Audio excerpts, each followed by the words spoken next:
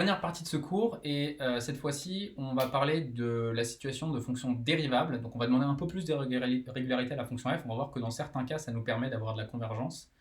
Et on va par moment aussi réutiliser ce résultat qu'on a vu à la partie avant sur les fonctions continues.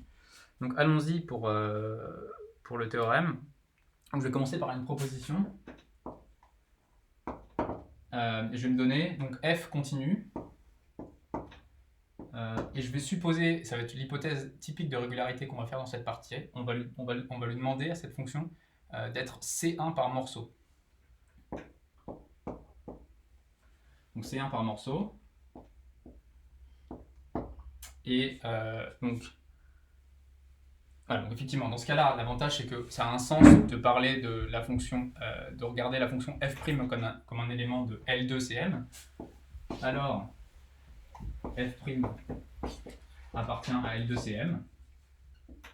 Et f' appartenant à L2Cm, j'ai le droit de calculer ses coefficients de Fourier. Pour tout n appartenant à Z, Cn de f', c'est In Cn de f. Autrement dit, quand vous êtes en mesure de calculer les coefficients de Fourier de la fonction f', pour ça, comme je le disais, il faut que la fonction f' soit au moins dans L2Cm, et ça va être assuré quand la fonction est continue, C1 par morceau. Alors, ces coefficients de Fourier sont reliés à celles de la fonction par cette relation. Alors la preuve, ça va être très simple, on va devoir calculer une intégrale et on va devoir intégrer par partie. C'est juste, c'est un petit peu technique parce qu'on a le côté C1 par morceau, donc en fait on peut utiliser l'intégration par partie uniquement sur des intervalles sur lesquels les fonctions sont C1. Donc je vais faire la preuve. Dans le cas où f appartient à C1. Mais je vous rassure, si f n'est pas C1, si elle est C1 par morceau, c'est en fait la même preuve, sauf qu'on va devoir découper l'intégrale par la relation de Schall sur des intervalles où la fonction est de classe C1. Comme elle est C1 par morceau, on peut le faire. Et puis ensuite, on remet tout ce beau monde ensemble et ça nous donne le résultat. Donc allons-y. Donc je me donne n appartenant à Z. Et puis je vais calculer Cn de f'. Donc si f est C1, effectivement,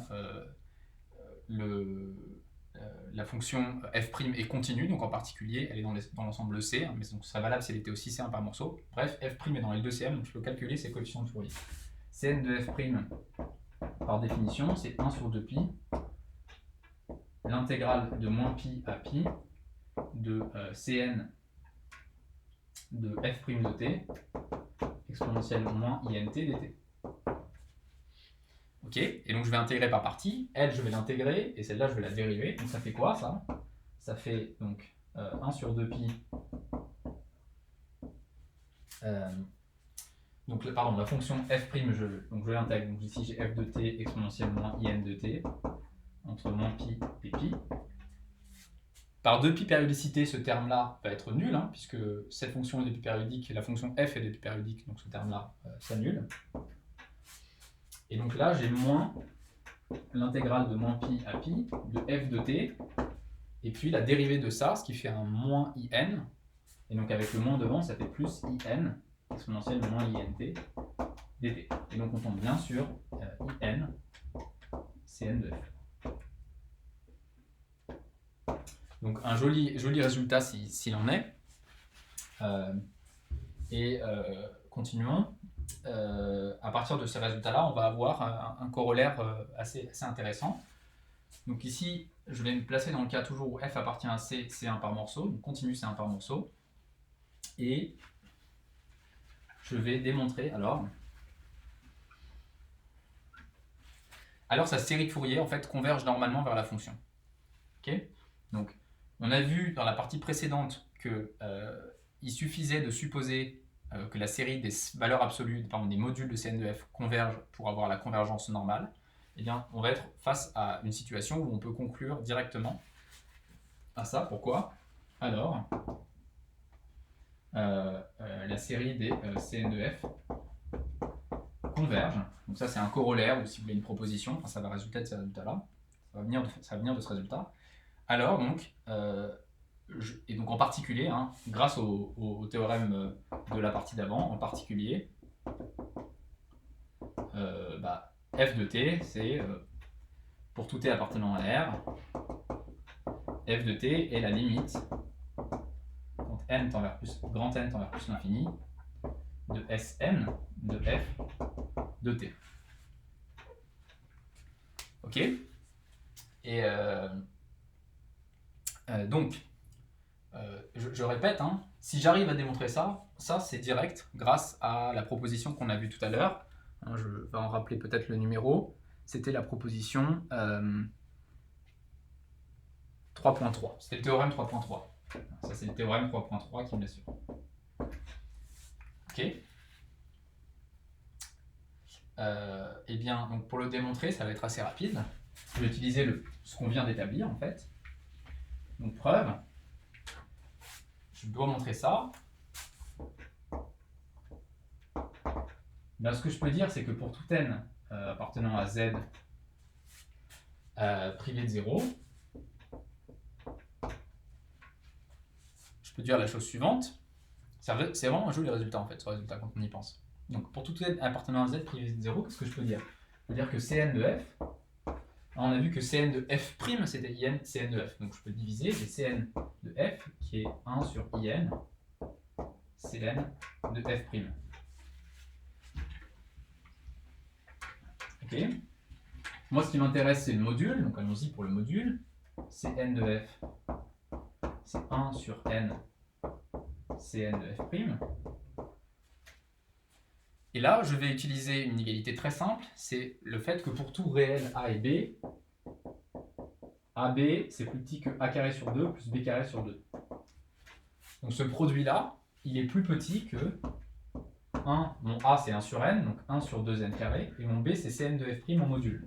Donc ça fait 1 sur 2 Cn de f' au carré. Et mon espoir, c'est d'arriver à démontrer que la série des modules de Cn de f converge. Et en fait, là c'est fini, pour une raison simple, enfin pour deux raisons simples. Ça, c'est une série de Riemann convergente, donc la série de 1 sur n carré converge. F', on a vu tout à l'heure que c'est une fonction de L2Cn, donc la série des modules des Cn de f' au carré converge. Ça, c'est l'inégalité de Bessel ou l'égalité de Parseval, si vous voulez. La série, donc F' appartient à L2Cm, donc la série des Cn de f' carré converge. Ok, ça c'est Bessel ou Parseval. Bessel, Parseval. Et donc j'en déduis que, par théorème de comparaison pour les séries positives, grâce à cette majoration par la somme de deux séries convergentes, que cette série converge. C'est quand même un joli résultat. Donc la série des Cn de f converge. Et c'est ce que je voulais montrer. Grâce à ça, je peux utiliser le théorème 3.3 qui me permet d'établir ceci. Donc vous voyez qu'on a le résultat suivant. Si f est continu, ça c'est le théorème 3.3, et qu'on peut démontrer ça, alors je peux écrire cette égalité que j'ai toujours eu envie d'écrire. Mais en fait, on a un résultat maintenant qui peut être assez pratique, sans avoir besoin de calculer les coefficients de Fourier. Si vous avez une fonction qui est continue et C1 par morceau, c'est fini. C'est toujours vrai, ça, toujours la convergence. Vous n'avez même pas besoin de l'établir, c'est un théorème du cours. Alors, vous avez ça. Ok? Donc très joli résultat. Ok. Alors oui, je vais juste évoquer, je vais le mettre en... Bon, c'est un corollaire, mais... pardon.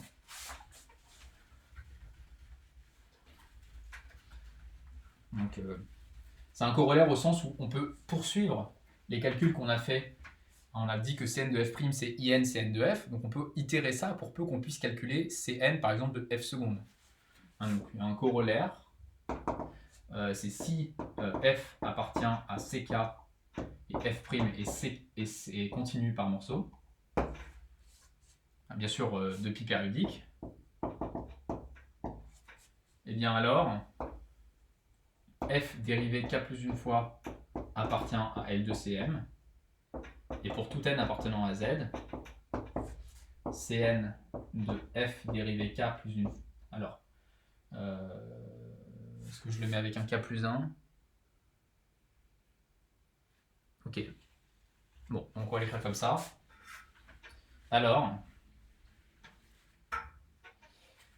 on va juste l'écrire avec un résultat de décroissance. Alors, Cn de f est un petit taux de 1 sur n puissance k plus 1.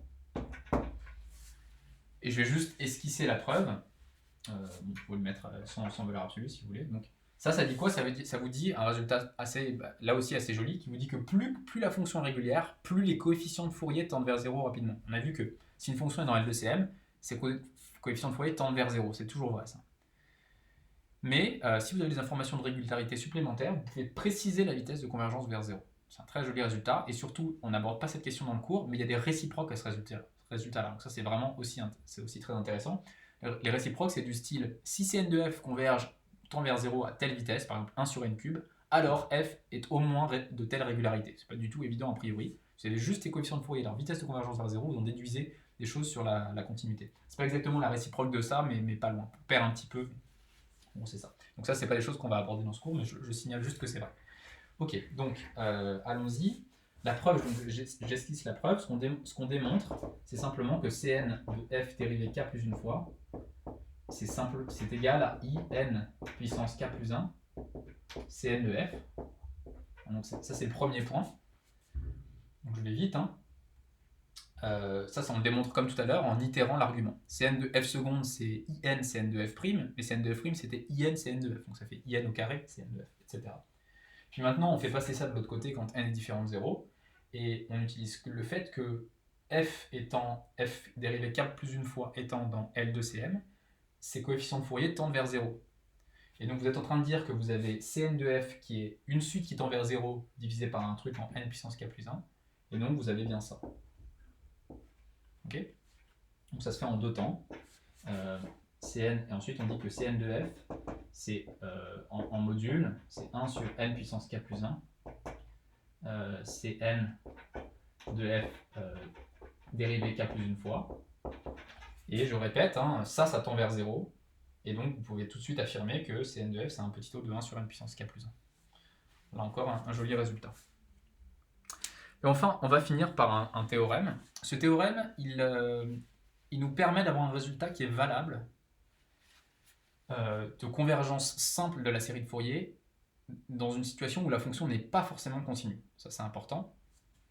Donc l'idée est la suivante. Tous les théorèmes qu'on a, où on a pu établir que f de t est égal à la limite de Sn de f de t, ça, c'était des théorèmes qui étaient valables. Il fallait que la fonction soit au moins continue.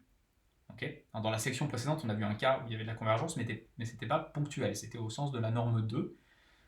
Donc, pour ce qui est de la convergence ponctuelle, on a seulement les théorèmes valables avec l'hypothèse de continuité sur la fonction.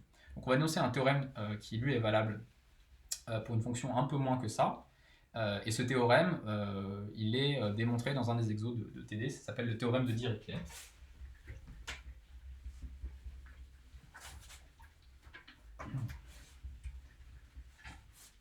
Donc, le théorème de Dirichlet, il dit quoi?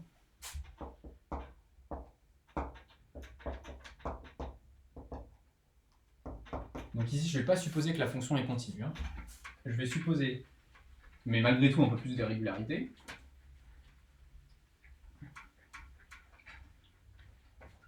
Alors, je vais supposer que f, soit f appartenant à L de Cm, avec f qui est C1 par morceau. Donc c'est ça l'hypothèse de régularité supplémentaire que je fais, mais attention, je ne suppose pas que la fonction est continue. Ok, donc, quel est le théorème? Alors, pour tout t appartenant à R, Sn de f de t converge. Alors, donc, je vais écrire que ça. Donc, je vais affirmer deux choses en écrivant ça. Il n'est pas clair que cette suite converge. Le théorème de Dirichlet vous dit que oui. Et le théorème de Dirichlet vous dit vers quoi ça converge. Et ça converge vers f de t- plus f de t plus sur 2.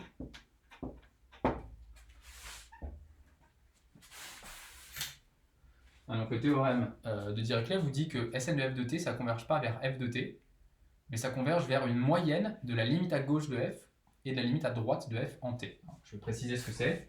Ce que c'est que c'est f de t moins, f de t plus, ou f de t plus moins, je le note comme ça, c'est la limite quand t... alors je vais peut-être écrire avec des t0 ici.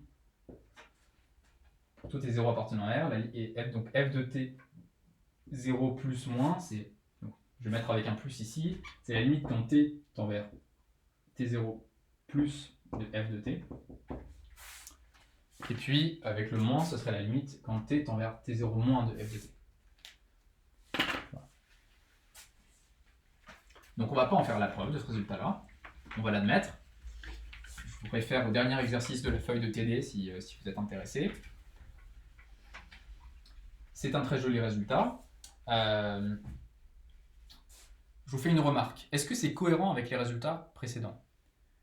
Oui, parce que vous voyez que si jamais f était continu, si f est continu, ça veut dire que sa limite à gauche et sa limite à droite coïncident. Donc f de t0 moins égale f de t0 plus égale f de t0. Et donc cette moyenne ne fait que f de t0. Donc ça c'est cohérent, parce qu'on avait dit qu'à chaque fois que Sn de f de t converge, alors ça doit être vers f de t, attention, si f est continu. Là, je ne vais pas supposer que f était continu.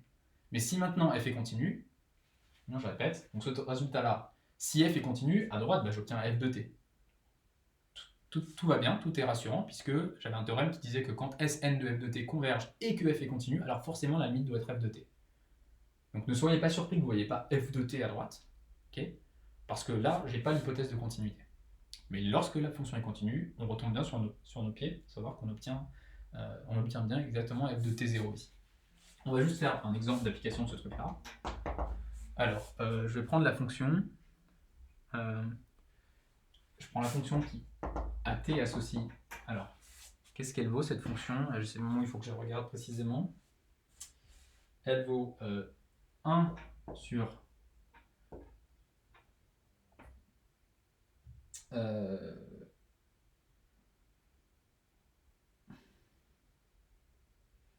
Elle vaut 1 pardon, sur moins 1, 1. Et puis elle vaut 0 sur moins pi moins 1. Du coup, j'ai dû le fermer. Voilà, sur moins pi moins 1. Et union 1 pi. Donc c'est une fonction. Et bien sûr, répétée étendue par demi-périodicité.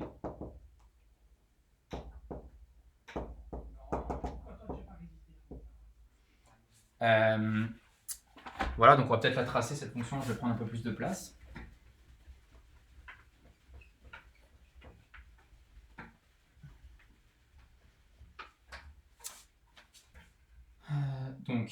Cette fonction, elle fait quoi? Elle vaut gentiment 0 ici. Et il y a seulement sur moins 1, 1 qu'elle vaut 1, et ensuite elle vaut 0. Je vais peut-être prendre un peu de couleur. Moins 1, 1, et puis ensuite elle vaut 0 ici. Là elle vaut 0 jusqu'à pi, et moins pi ici. Vous voyez que cette fonction, elle n'est pas continue, hein, puisqu'elle est prolongée par d'autres périodicités. Donc vous voyez qu'après ici,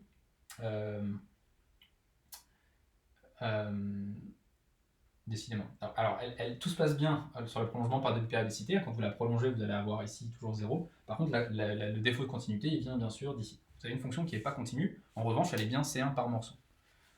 Donc,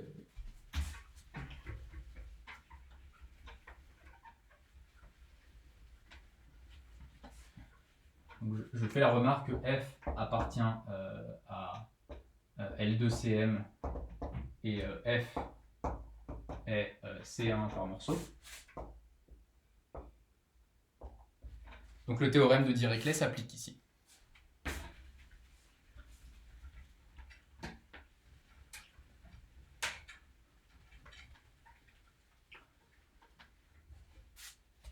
Et donc ici, vous pouvez vous amuser à calculer les coefficients de Fourier de la fonction. Alors là, la fonction est à valeur réelle, et puis par ailleurs, elle a le bon goût d'être paire ici. Donc vous avez, pour tout n appartenant à n,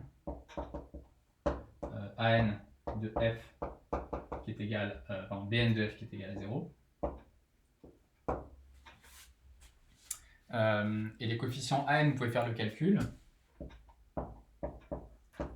Alors je vais vous laisser faire le calcul vous-même. Et on tombe sur quoi? on tombe précisément sur, si mon ordi veut bien rester en vie, voilà. Alors, ici, on doit trouver... bon, faisons le calcul pour en être sûr, puis ça fait pas de mal, vu que j'ai réussi à me planter laborieusement sur... Enfin, je me suis planté sur le calcul et fini par réussir laborieusement là, celui de la fonction valeur absolue, donc faisons celui-là. Donc, AN de F, je vous rappelle que c'est C N de F plus C moins N de F. Et donc ici, ça fait quoi? Ça fait 1 sur 2pi, l'intégrale de moins pi à pi, de f de t. Donc, vous allez avoir exponentielle int et puis le terme en exponentielle moins int et puis le terme en exponentielle int. Donc vous allez avoir un 2 ici. Cosinus. Alors, faisons les choses calmement. Donc ça fait exponentielle int plus 1 sur 2pi, intégrale de moins pi à pi, de f de t exponentielle moins int dt. Ici, modulo changement de variable, je vais avoir f de moins t exponentielle int ici. Et puis, enfin, décidément, j'ai un moins ici, là j'ai un plus. Ok, donc c'est n de f plus c moins n de f. Donc si je fais... Ah, pardon, on va y arriver. Alors ici, je peux carrément directement sommer. Et je vais avoir quoi ici? Je vais avoir est égal à 1 sur 2pi, l'intégrale de moins pi à pi de f de t cosinus nt dt. Donc, en utilisant le fait que exponentielle a plus exponentielle ia plus exponentielle ib, ça fait 2 cosinus. Exponentielle ia plus exponentielle moins ia, ça fait 2 cosinus a. Hein, donc j'ai un 2 ici, donc j'ai 1 sur pi. Utilisant la parité, alors bon, peut-être simplement ici utiliser que la fonction est nulle un petit peu partout, sauf sur le moins 1, 1. Donc ça fait juste 1 sur pi, l'intégrale de moins 1 à 1. Par parité de la fonction f et de la fonction cosinus, je peux mettre un 2 sur pi ici, et je vais avoir l'intégrale de 0 à 1 de f de t dt. Et sur cet intervalle, la fonction vaut simplement 1. Donc ça fait simplement 2 sur pi. Très bien. Pardon, décidément, il y a un cosinus ici. Cosinus nt dt et la fonction f vaut 1. Là, c'est le moment où j'ai fait trop de vidéos et je suis plus capable d'y voir clair. Donc là, on est bon. Donc je dois calculer cosinus nt entre 0 et 1. Donc je l'intègre, ça fait du sinus nt sur n, pris entre 0 et 1. Donc il fait juste sinus. Donc attention ici, il faut faire à part le cas n égale 0. Donc c'est égal à 2 sur pi si n est égal à 0. Et puis le terme pour n différent de 0. Donc ça s'intègre en sinus nt sur n comme je le disais. Et puis le terme en sinus en 0 va faire 0, et je vais avoir sinus n sur n. Donc ça fait 2 sur pi sinus n sur n. Voilà, donc on continue.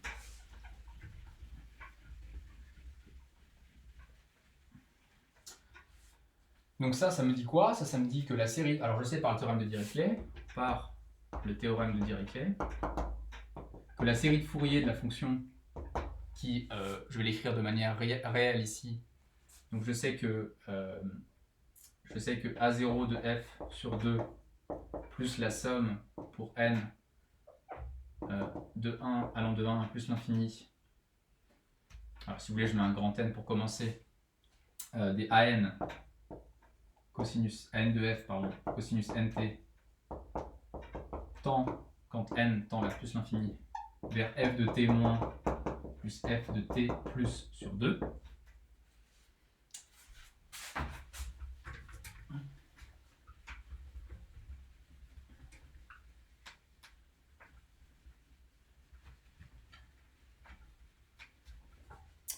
Et j'en déduis quoi de ça? J'en déduis que, ça j'ai pu le calculer, hein.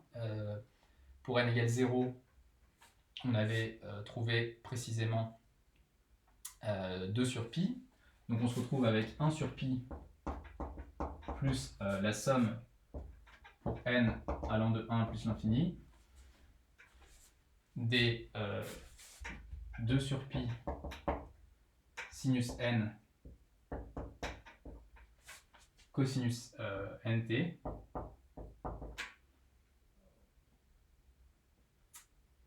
est égal à quoi? Est égal à f de t moins plus f de t plus sur 2.